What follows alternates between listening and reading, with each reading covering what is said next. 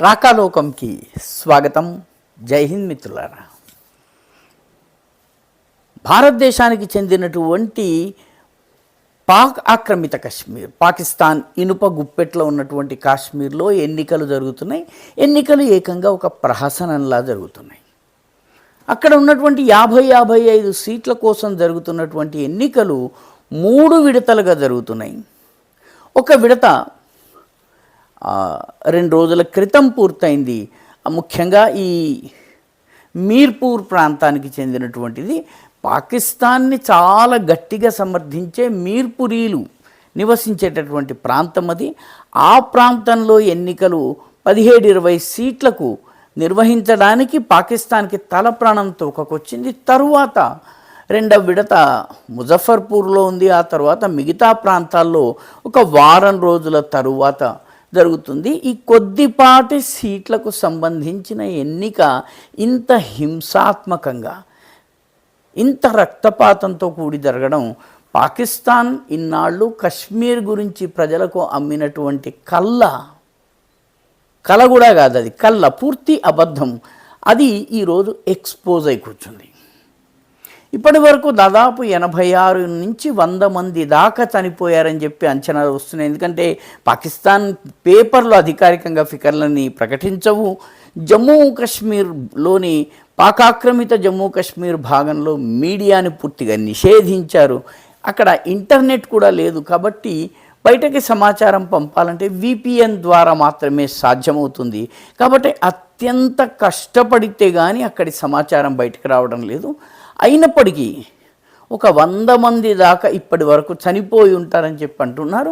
తాజాగా మొదటి విడత పూర్తయ్యేసరికి 30 గంటల్లో 36 మంది కశ్మీరీ పౌరులు చనిపోయారని చెప్పి అనఫీషియల్ అకౌంట్స్ తెలియజేస్తున్నాయి. వాళ్ళు పేర్లు ఇస్తున్నారు, ఆ చనిపోయిన వాళ్ళ పేర్లు ఇవన్నీ ఇస్తున్నాయి.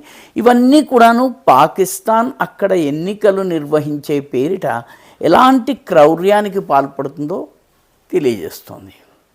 ఎందుకంటే మొత్తము పాకాక్రమిత జమ్మూ కాశ్మీర్ యొక్క ఎన్నికలను ఒక 14 సీట్లు డిసైడ్ చేస్తాయి.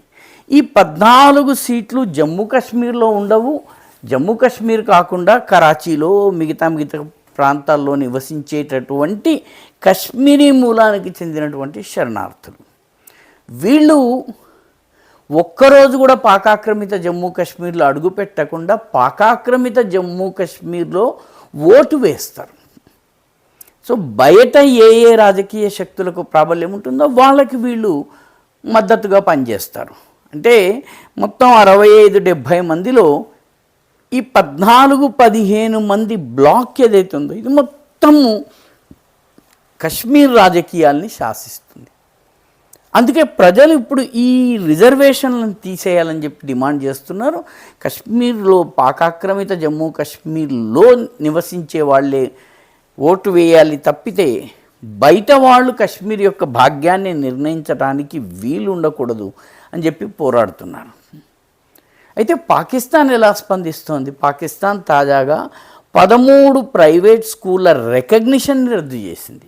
ఎందుకంటే ఆ స్కూళ్ళ పిల్లలు ఉద్యమంలో పాల్గొంటున్నారు.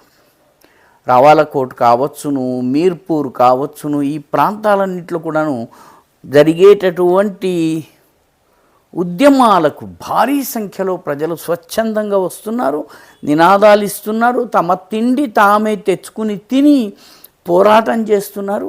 ఇదంతా కూడా పాకిస్తాన్కి ఈ వాస్తవం తెలుసును. కాబట్టి ఈ స్కూళ్ళ రికగ్నిషన్ని రద్దు చేసేటువంటి ప్రక్రియను చేపట్టింది. ఈ స్కూళ్ళ రికగ్నిషన్ రద్దు చేస్తే స్కూల్ యాజమాన్యాలకు దెబ్బ తగులుతుంది. ఆ స్కూల్లో చదివించిన స్కూళ్ళకు గుర్తింపు ఉండదు. కాబట్టి తల్లిదండ్రులు వేరే స్కూల్కి తీసుకెళ్లాలని ప్రయత్నిస్తారు. ఈ రకంగా ఉద్యమాన్ని దెబ్బతీయాలన్నటువంటి లక్ష్యం.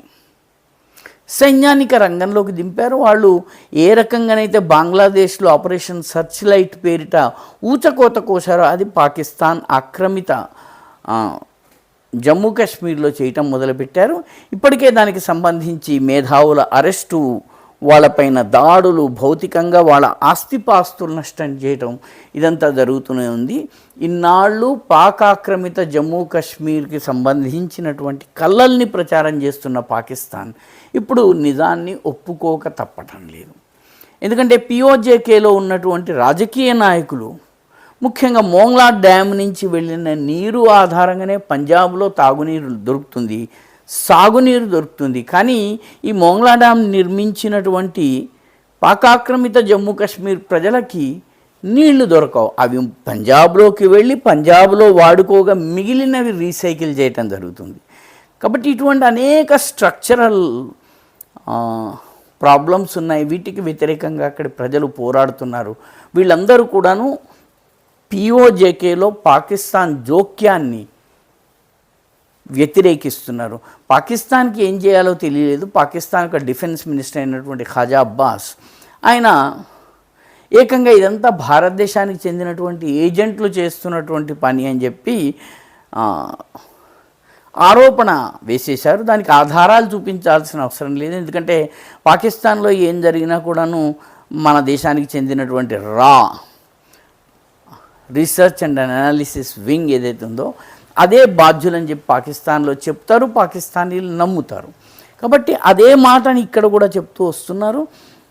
ఇదంతా కూడాను చేయిస్తున్నటువంటి పని అని. అయితే పాకిస్తాన్ ఆక్రమిత జమ్మూ కాశ్మీర్లోని చాలామంది నాయకులు భారతదేశం మమ్మల్ని కాపాడాలి, మాకు మా పోరాటానికి మద్దతు ఇవ్వాలని చెప్పి కూడా వాళ్ళు డిమాండ్ చేస్తున్నారు.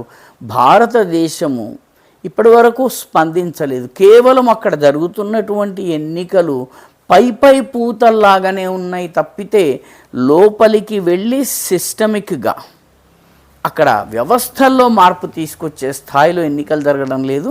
అందువల్లనే ప్రజల్లో అసంతృప్తి పెరుగుతోందన్నటువంటి ఒక స్టేట్మెంట్ని మాత్రమే మన సైన్యం జారీ చేసింది తప్ప మిగతా దేనిలో కూడా మనకి పాత్ర లేదు. అక్కడ ఎన్నికలు కానీ, ఎన్నికల ప్రక్రియ కానీ, పాకాక్రమిత జమ్మూ కాశ్మీర్లోని నాయకత్వం కానీ వీళ్ళెవరితోటి మనకి పెద్దగా పరిచయాలు లేవు. అక్కడ మనం ఒక కార్యక్రమాన్ని నిర్వహించి లేదా వాళ్ళని ప్రమోట్ చేసేటువంటి శక్తి కానీ, సత్తా కానీ లేదు. కానీ పాకిస్తాన్ మాత్రము ఇదంతా భారతదేశం చేయిస్తోంది అని చెప్పి ఆరోపిస్తున్నారు. వాస్తవం మాత్రం దానికి ఆమడల దూరంలో ఉంది. తమ వైఫల్యాలు, ఆ ప్రాంతంలోని ప్రజల యొక్క కనీస అవసరాలను తీర్చని కారణంగా అక్కడి ప్రజలు తిరుగుబాటు చేస్తున్నారు.